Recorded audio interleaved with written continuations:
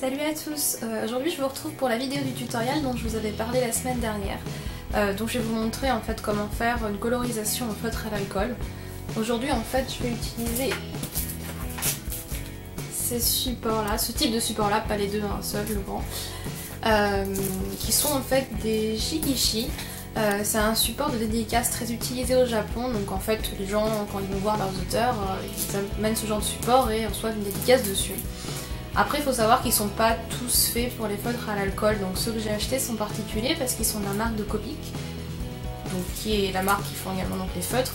Donc le papier est adapté à recevoir du feutre à l'alcool, mais c'est pas le cas de tous les shikishi, donc faites bien attention à ça.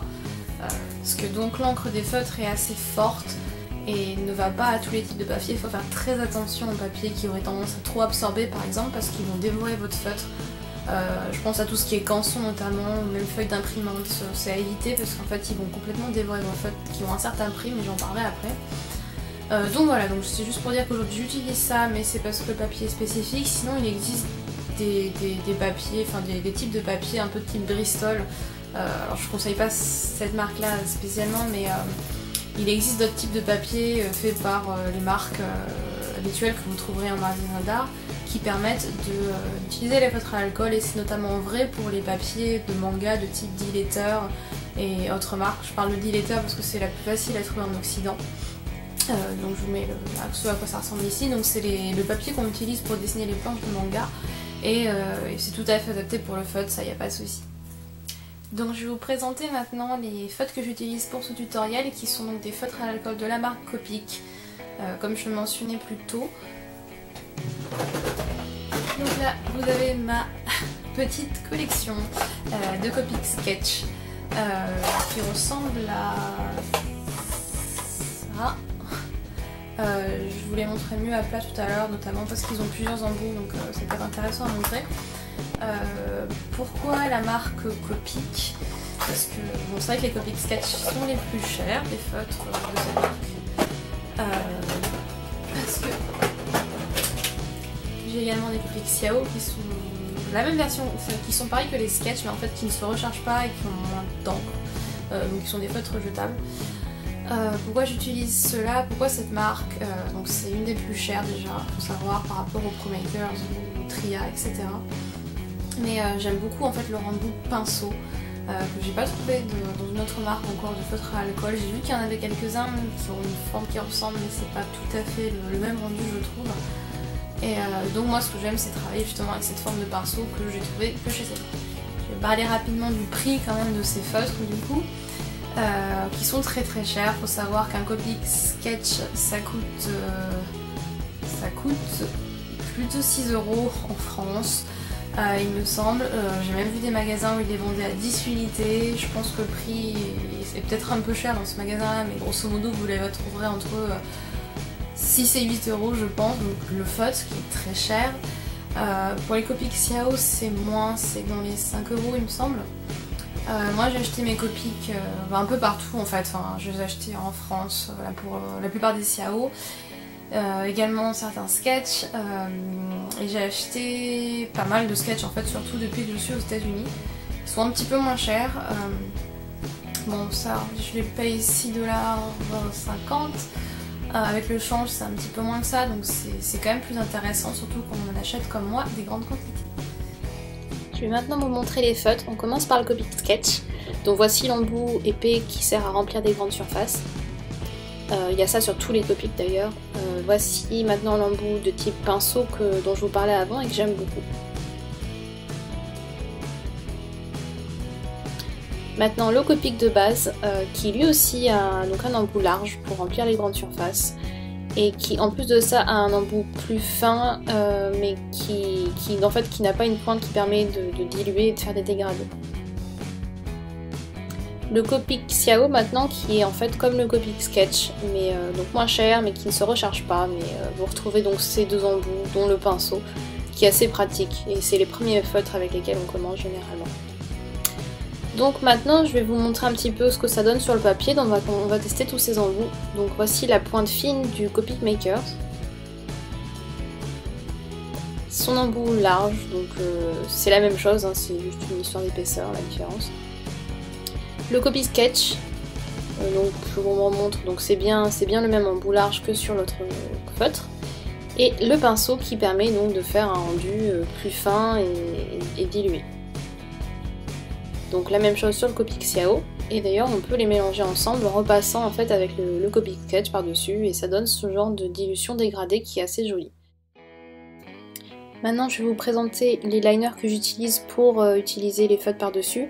Je vous conseille d'utiliser soit la plume G-Pen avec de l'encre, soit des liners, donc ici j'en ai mis deux en référence, il y en a un de marque Copic, il y en a un qui est Uniball, mais surtout faites attention à ça parce qu'il ne faut pas utiliser surtout pas des Copic sur du crayon de papier par exemple, parce que ça va estomper le crayon et ça va avoir un rendu absolument dégoûtant. Donc faites bien attention à ça, et faites attention bien entendu que l'encre soit sèche également.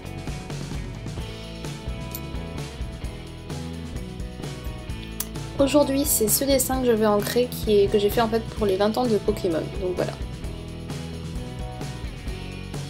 Donc on va commencer par les aplats de la couleur de la peau. Moi j'aime bien commencer en fait par les aplats. Je sais qu'il y a pas mal de gens qui commencent par poser les ombres et ensuite poser les aplats de couleurs parce que justement ça permet de diluer les couleurs entre elles et d'avoir un rendu un peu plus painting. Moi personnellement j'aime bien quand les colos sont un peu en cel shading, un petit peu comme dans les animés, quand on peut voir quand même les contours, la démarcation entre les ombres et le reste des aplats. Donc je pose donc là ici mes aplats, je fais quand même attention d'appuyer de façon différente selon les endroits pour donner un côté relief là au visage du personnage, puis ça permet aussi de jouer avec tout ce qui est ombre et lumière.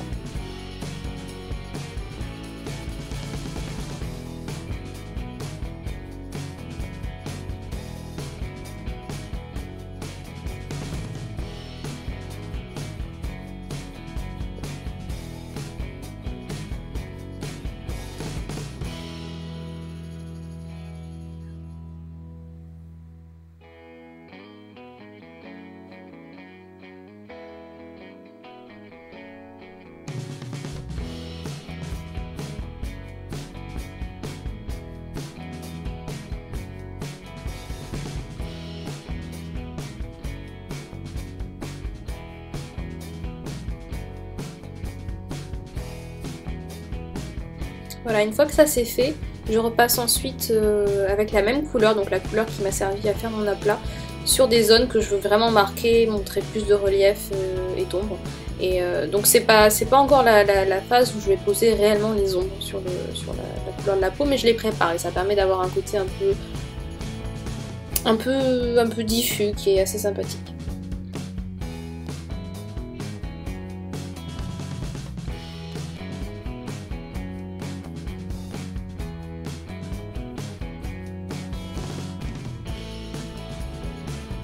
Voilà le rendu pour les couleurs de la peau posées en aplat. Donc maintenant je vais commencer les ombres. Donc là j'utilise une technique que j'avais pas utilisée depuis assez longtemps. Généralement j'utilise pas plus de 2 couleurs pour une surface. Là je vais en mettre 3. Mais bon, je pense que c'est pas mal pour vous montrer un petit peu les possibilités qu'il y a avec les feutres de revenir à ce genre de technique un peu traditionnelle, on va dire, de façon utilisée. Donc j'ai pris une teinte au-dessus. Et j'accentue tout en fondant les couleurs en fait avec l'aplat de base.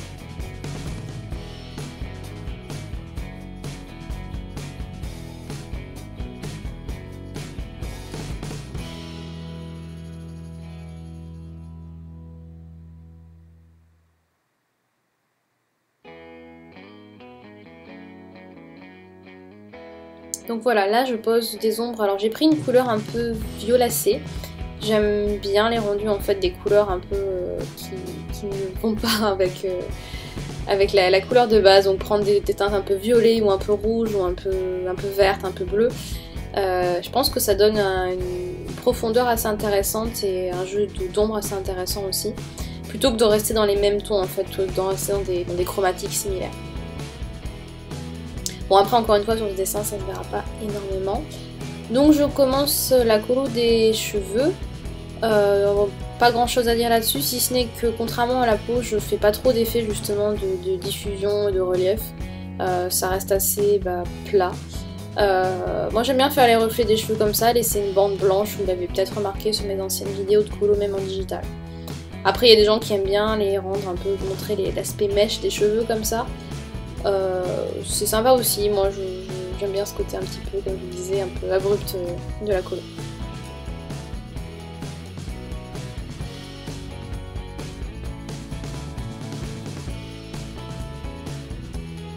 Donc les ombres, pareil, je mets pas trop d'effet de relief là-dessus. Les yeux. Les ombres des vêtements, donc là ça va aller un peu plus vite. Je prends moins de temps pour faire les vêtements que les cheveux, la peau et les yeux des personnages. Peut-être que je devrais d'ailleurs, mais...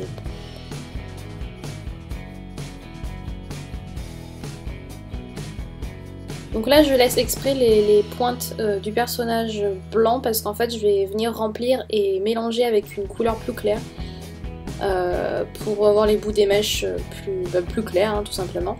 Tout simplement parce qu'aux extrémités vous avez les cheveux plus fins et je trouve que ça fait assez joli, vous voyez souvent ça d'ailleurs dans les animés. J'aime bien ce rendu.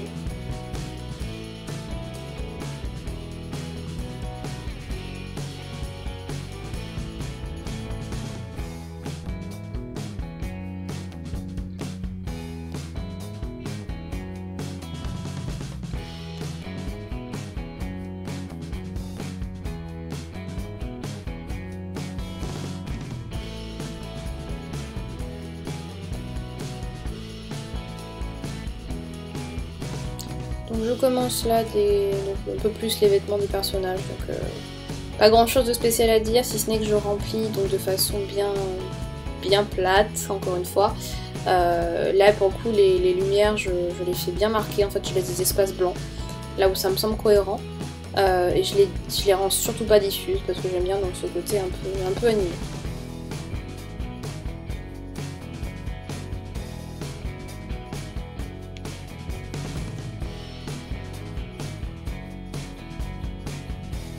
Donc avec ça, je viens passer une couleur là, par contre je vais un petit peu diffuser. Je viens passer un rouge un peu plus foncé, une teinte au-dessus, et je vais la mélanger en fait avec la couleur de l'aplat pour donner un petit côté plus profond au dessin, mais contrairement en fait à la peau, je vais moins jouer sur les lumières là-dessus, mais je le fais pour les yeux. Et donc là c'est la couleur de l'ombre, hein, à proprement parler, c'est un rouge qui est bien plus foncé, qui est peut-être 4 ou 5 tons au-dessus. Donc c'est la même chose, hein, pour les vêtements je fais à peu près tout de la même façon. Il n'y a pas grand chose à dire de plus. Là j'ai un feutre qui est un petit peu mort, on va dire, entre guillemets. Et j'aime bien le garder en fait parce que je trouve que ça rend bien pour la texture du jean du personnage, pour faire les jeans. Et calcolo de petit carapuce.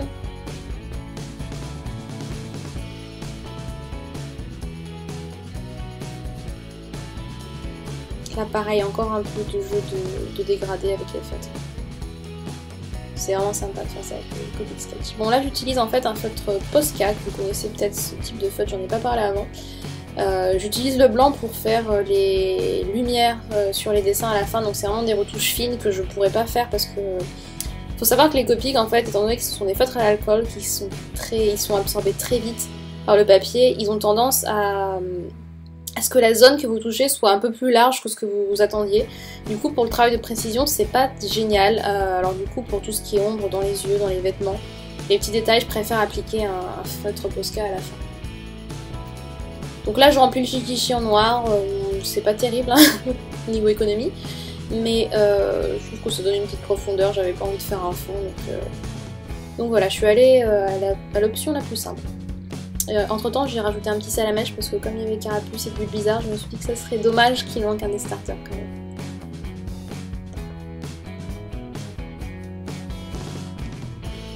Donc voilà, le dessin est terminé. J'espère que vous avez pu apprendre des choses avec ce petit tutoriel. Donc ça reste quand même très basique on va dire. Généralement j'aime bien mélanger les feutres à l'alcool avec de l'aquarelle et des crayons de couleur. Et je pense que je vous montrerai ça dans un prochain tutoriel. Là on va dire que c'est un petit peu le cours 101. C'est un petit peu les bases de la chose, mais on peut faire beaucoup de choses beaucoup plus sophistiquées et mélanger les techniques, ce qui est très sympa je trouve. Donc voilà, cette vidéo est terminée. Comme d'habitude, j'espère qu'elle vous a plu. N'hésitez pas à laisser des commentaires pour me dire ce que vous en avez pensé. et à vous abonner à la chaîne. À bientôt.